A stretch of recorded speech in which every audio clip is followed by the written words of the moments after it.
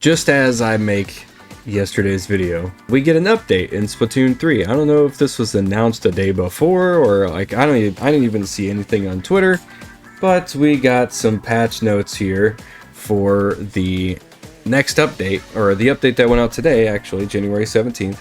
And that involves a lot of balancing. So if you guys haven't seen the video from yesterday, or I think it's the day before at this point, it'll probably pop up around here. But yeah, of course, the timing that I decided to make a video like that, we go ahead and get patch notes like these.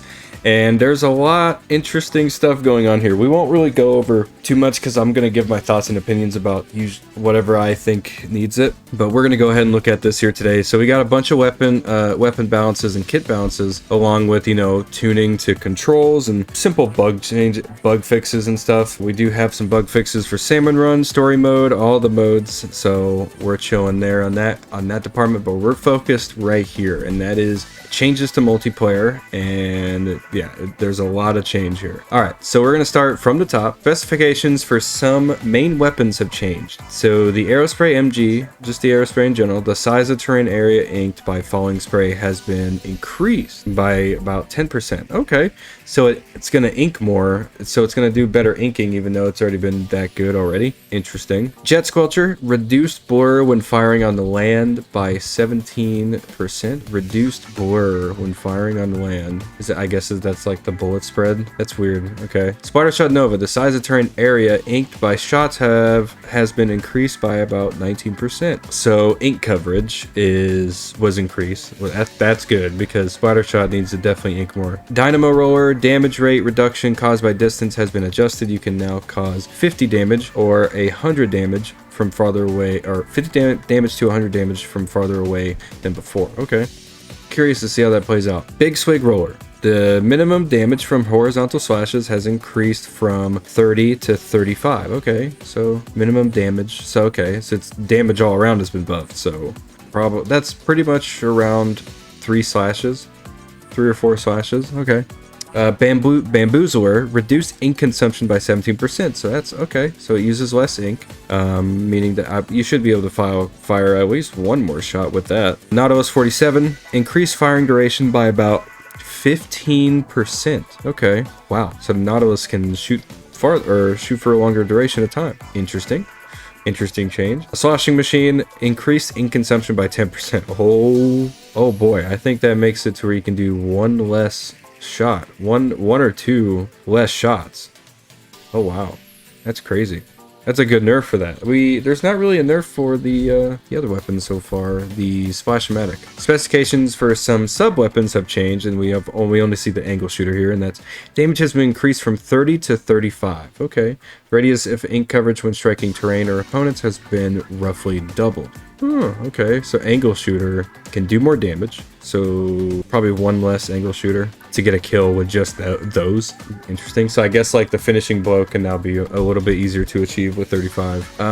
Let's see. So specifications for some special weapons have changed. So tactical wear, I did read this one, and I think it's a decent change, but we need more changes to tactical wear, I personally believe. But it says here, tactical wear's quick respawn and special saver will no longer be negated by gear abilities Respawn, Punisher, and Haunt. You'll now spawn even faster when you have Respawn, Punisher, and Haunt on, so it might be good to pair that with the end zap, so who knows. But yeah, Respawn, Punisher, and Haunt effects increase respawn time. So yeah, it kind of gives you what those are. It's increased respawn time and increased amount of special gauge lost. Reef Slider, adjusted the amount of time for the invulnerability window, okay, which occurs after exploding until you're able to move to about 28 to 60 seconds, 60th of a sec, 28/60th of a second.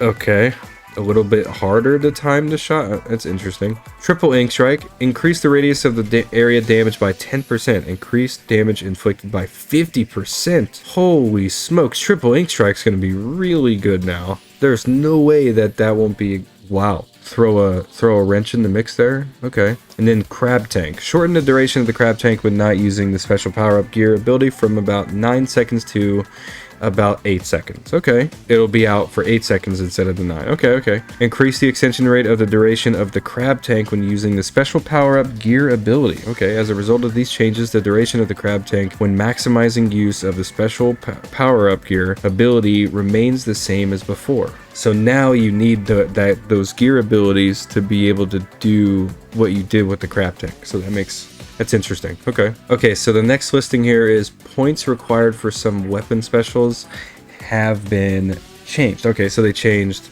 how much ink you need to turf to get your special. Okay, so Spider Shot, Hero Shot, 200 and 190. Okay, so it's pretty much, it seems all across the board that they're lowering it by 10, and then they're actually increasing a few by 10. But the bottom 3 they're increasing by 10. So now it's going to take a little longer to get the Booyah Bomb with the sloshing machine, or get the, I believe, the stamp with the Splatoon wiper, and then that's the custom. So I just did a video on this. I can't remember which one that is, but that one. And then lastly here we got Ninja Squid. Ink Splash will no longer be invisible for the 30/60th of a second immediately after transforming into kid form. Using the gear ability Swim Speed Up at the same time will no longer result in one of these abilities being cancelled. While using Ninja Squid, swim speed will continue to be reduced by a fixed amount. So as long as you have Ninja Squid equipped, you can't use Swim Speed Up. Okay, but as you can see, the closing notes for balances. This update focuses on adjustments related to battles. A lot of the adjustments to main weapons were made to lessen the impact on some of the weapons from Splatoon 2, where the increased performance of the gear ability was negated in Splatoon 3. Regarding changes to Ninja Squid, while mitigating the issue where players would lose sight of each other when shooting at each other from a relatively short distance, we're also intentionally maintaining the way to approach opponents with no longer ranges. Okay. We reduced the amount needed to fill special gauges for some weapons, and within that group strengthened some frequently used short-range weapons to increase player options. We increased the amount needed to fill special gauges for some weapons, and within that group curtailed somewhat the tactic of using sub-weapons and special weapons to attack from a distance. Okay. We also made some adjustments to increase the manifestation of special weapons. The next update will focus on new features and weapon balance for the start of the new season in March. The update is planned for the end of the current season. Okay, so the next update we're going to get is around February. I would say probably end of February. They've been doing these monthly updates, so I think it's safe to say late February, early March. Pretty good. So they have a few fixes here with player controls. I'm gonna let y'all. Okay, so if you want to go ahead and pause the video here to read through this, you can do that. But I will also link the patch notes down in the description below, just so you can read them in your own little pace and not have this weird thing going on. But yeah, so there's the player controls issues fixed. We got the changes to multiplayer, which is some interesting ones in here for sure. Changes to Salmon Run. Fix an issue where if a communication error occurred at a certain time while the big run results were being announced, you would be able to get a decoration but not the corresponding badge. Okay, so that's a big run issue. Okay. Change the story mode. Okay. Fix an issue in Recon where game controls would not work after trying to start Turf War in photo mode at the same time when playing with multiple people. Okay. So yeah, that's it. It ends pretty much like where this starts right here. That is the patch notes for this update. I think it's pretty decent so far. Obviously, we need to see how it is when we play the game, how it actually is during matches, playing the game. But overall, I think these balances are a good step. I don't know if it's enough.